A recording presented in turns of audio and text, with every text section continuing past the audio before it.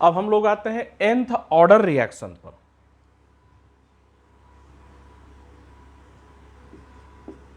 nth order reaction, nth order reaction,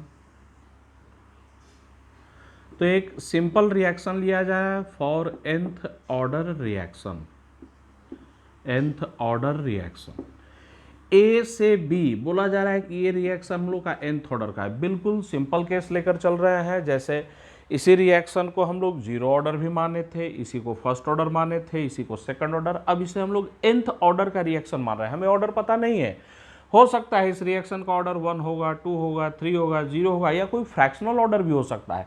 तो हम लोग इन जनरल चल रहे हैं कि ये जो रिएक्शन है किस ऑर्डर का है, तो ये रिएक्शन nth ऑर्डर का है। T इक्वल टू 0 पर A का कॉन्सेंट्रेशन A के बराबर, एट एनी टाइम T बोले कि A में से X रिएक्ट कर गया, बचा A माइनस एक्स, और A का X रिएक्ट करेगा तो B का भी कितना बनेगा, X बनेगा। तो याद रखिए सिंबल, A इनिशियल कॉन्सेंट्रेशन है और X का मतलब क्या था, तो T टाइम में कितना रिएक्ट किया। अब ये जो nth ऑर्डर का रिएक्शन दिया गया है इसका हम लोग रेट ला लिखे, एक तो लॉ ऑफ मास एक्शन का यूज कर कर, और दूसरा हम लोग किसका यूज कर कर, तो डिफरेंशियल फॉर्म में। तो पहले इसका रेट ला डिफरेंशियल फॉर्म में लिखा जाए, इसका रेट ला डिफरेंशियल फॉर्म में।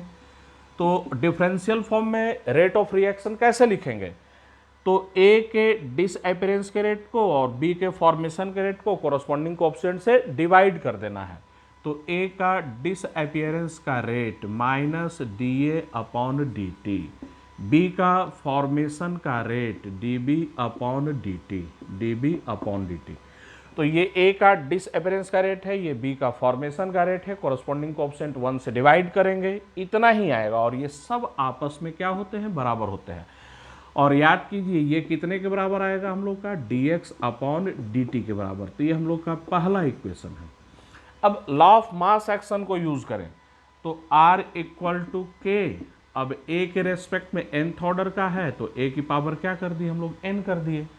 और eight any time t A का कॉन्सेंट्रेशन कितने के बराबर है, तो A माइनस एक्स के बराबर है, तो पुट करते हैं तो K into A minus x, power कितना हो गया, n। ये सेकंड इक्वेशन, इन्हीं दोनों इक्वेशन का यूज करें तो फ्रॉम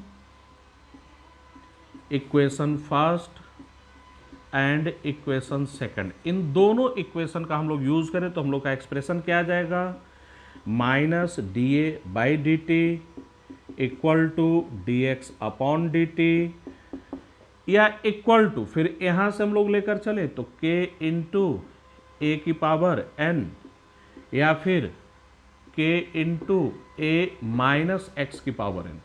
तो यही डिफरेंशियल इक्वेशन है, इसी डिफरेंशियल इक्वेशन को सॉल्व करना है और A का concentration eight any time t हमें निकालना है। कैसे सॉल्व करेंगे, तो दो तरीका है, dx बाई dt लेंगे तो A माइनस एक्स लेना पड़ेगा, या माइनस DA बाई dt लेते हैं तो A की पावर n वाला लेना पड़ेगा। तो दोनों में से किसी से सॉल्व करें, आंसर दोनों से सेम आएगा। चलिए आप लोग यहां तक पहले उतार लीजिए।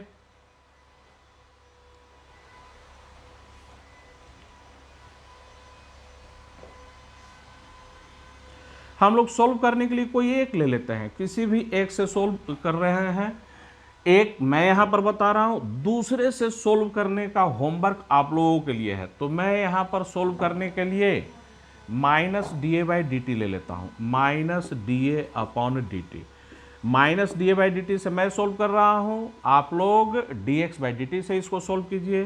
तो माइनस DA बाई dt कितने के बराबर, k इंटू A की पावर n के बराबर। dt को राइट में शिफ्ट कर दिया जाए और A की पावर n को लेफ्ट में लेकर आ जाए, तो माइनस 1 अपॉन A की पावर कितना n into DA equal to k into क्या हो गया हम लोग का dt। दोनों तरफ हम लोग इंटीग्रेट करें, दोनों तरफ इंटीग्रेट करें और लिमिट पुट करें। तो इधर dt दिया हुआ है, इधर लिमिट किसका आएगा, टाइम का, तो ये स्टार्टिंग टाइम और ये t टाइम। और इधर हम लोग का DA दिया हुआ है तो इधर लिमिट किसका आएगा, A के कॉन्सेंट्रेशन का। तो स्टार्टिंग टाइम में बोले तो स्टार्टिंग में A का कॉन्सेंट्रेशन A के बराबर, और eight any time t A का कॉन्सेंट्रेशन कितना, तो A माइनस एक्स के बराबर। अब दोनों साइड इंटीग्रेट किया जाए, उधर का हमें उम्मीद है आप लोग उतार चुके होंगे। मैं बोर्ड को मिटा रहा हूं।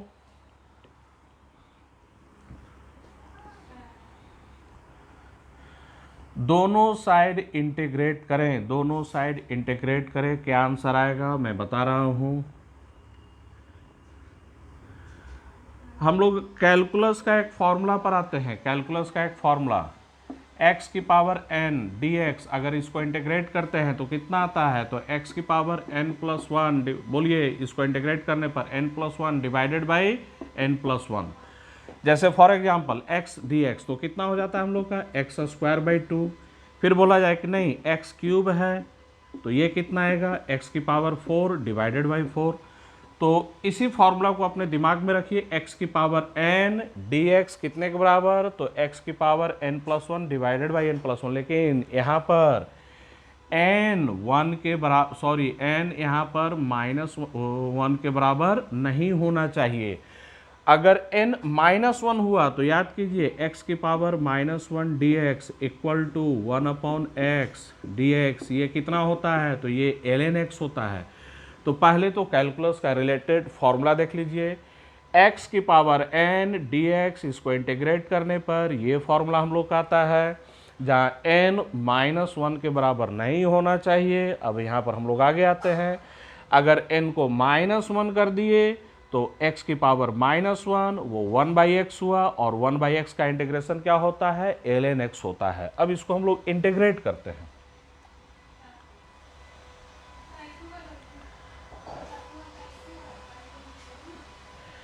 लेफ्ट हैंड साइड को हम लोग क्या लिख सकते हैं, माइनस साइन को बाहर कर दिया जाए,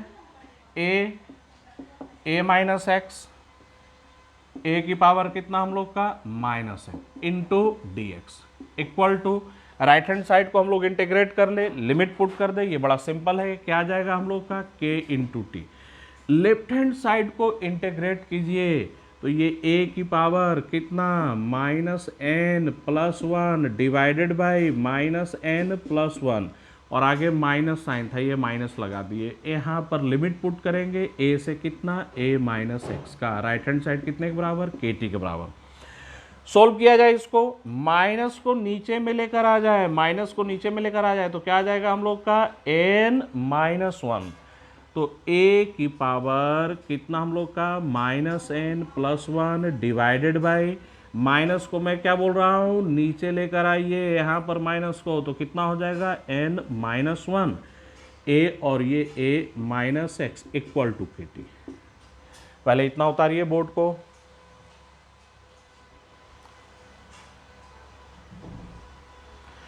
अब यहाँ पर हम लोग पहले a-x पुट करेंगे, a के जगह पर a-x रखेंगे, फिर a के जगह पर क्या रखेंगे, a रखेंगे। तो यहाँ पर लिमिट पुट कीजिए, लिमिट पुट करने के बाद जो फाइनल आंसर आ रहा है वो फाइनल आंसर मैं इधर बता रहा हूँ। लिमिट पुट करने के बाद फाइनल आंसर इधर बताया जा रहा है।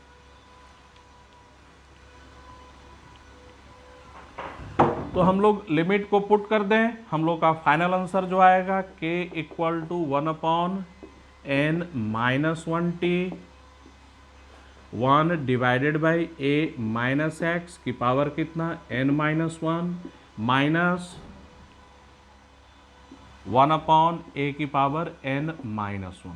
तो ये हम लोग का nth ऑर्डर का फॉर्मूला आ गया। लेकिन ध्यान में रखना है इस फॉर्मूला में n is not equal to 1, n 1 के बराबर नहीं है। पहले देखिए समझिए यहाँ से, अगर n को 1 के बराबर कर देंगे, दो तरीके से हम लोग समझेंगे।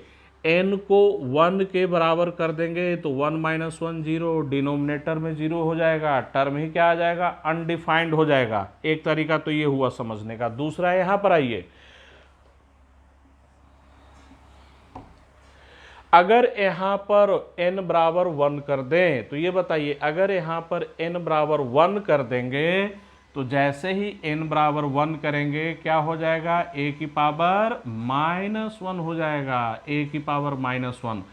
तो n बराबर 1 कीजिए, a की पावर -1, और इसका मतलब क्या हो गया 1/a, और 1/a का इंटीग्रेशन क्या होता है हम लोग का, ln होता है।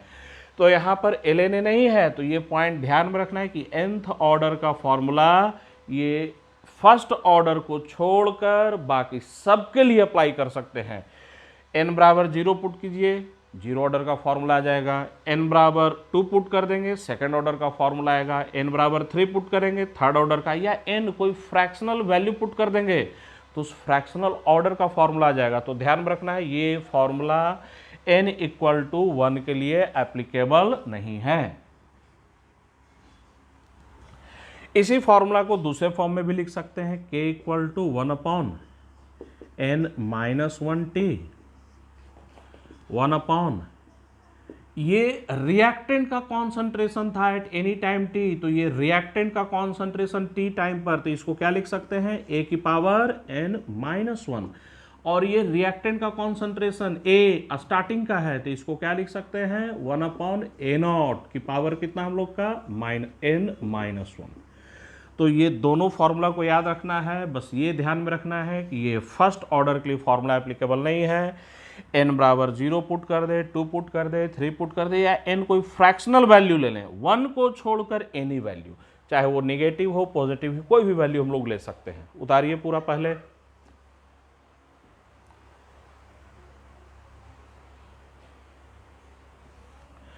अब हम लोग आते हैं nth ऑर्डर रिएक्शन के हाफ लाइफ पर कि हम लोग हाफ लाइफ कैसे निकालेंगे।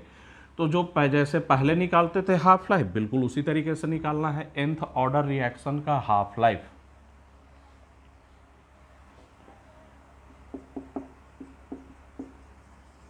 हाफ लाइफ पर हम लोग आ जाए टी हाफ। हाफ लाइफ किसको कहते हैं? स्टार्टिंग में जितना लिए थे उसका आधा रिएक्ट करने का टाइम।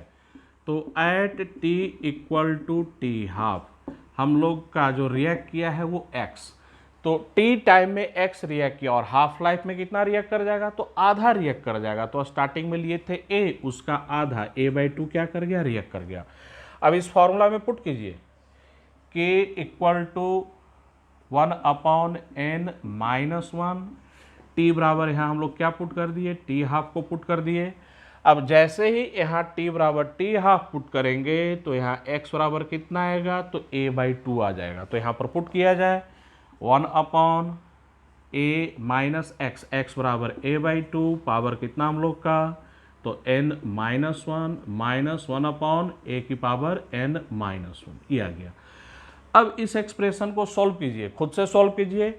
सॉल्व करने के बाद जो फाइनल एक्सप्रेशन आ रहा है उस फाइनल एक्सप्रेशन को मैं बता रहा हूँ, T half equal to, final expression solve करने के बाद क्या आएगा? 2 की power n minus 1 divided by n minus 1 into K into A की पावर n माइनस 1। तो ध्यान में रखना है ये हाफ लाइफ का जो फॉर्मूला आया है ये फर्स्ट ऑर्डर के लिए एप्लीकेबल नहीं है। तो हम लोग nth ऑर्डर का फॉर्मूला, एक फार्मूला ये, दूसरा फार्मूला ये दोनों फार्मूला फर्स्ट ऑर्डर के लिए एप्लीकेबल नहीं है। n बराबर ये 0 पुट कर दें, 2 पुट कर दें, 3 पुट कर दें, कोई भी फ्रैक्शनल वैल्यू ले लें, उन सब के लिए एप्लीकेबल होगा फर्स्ट ऑर्डर को छोड़कर। तो बच्चों आज के क्लास में इतना ही। अब हम लोग अगले क्लास में जब मिलेंगे तो नेक्स्ट क्लास में हम लोग ऑर्डर पता करने के सारे मेथड्स जान गए हैं। तो उन ऑर्डर पता करने के जितने भी मेथड्स हैं सबको एक समरी मिलेंगे और फिर से हम लोग 0 order, first order, second order के क्वेश्चन पर आएंगे। तो बोलिएगा कि सर क्वेश्चन तो कर चुके हैं। नहीं, जो क्वेश्चंस हम लोग किए थे उसमें ऑर्डर दिया हुआ था। अब कुछ वैसे न्यूमेरिकल्स पर हम लोग मिलेंगे, वैसे न्यूमेरिकल्स को हम लोग करेंगे जिसमें क्वेश्चन में ऑर्डर दिया हुआ ही नहीं रहेगा। तो सबसे पहला काम क्या होगा? डाटा का एनालिसिस कर कर ऑर्डर पता करना कि रिएक्शन किस ऑर्डर का है, 0 ऑर्डर का, फर्स्ट ऑर्डर का या सेकंड ऑर्डर का।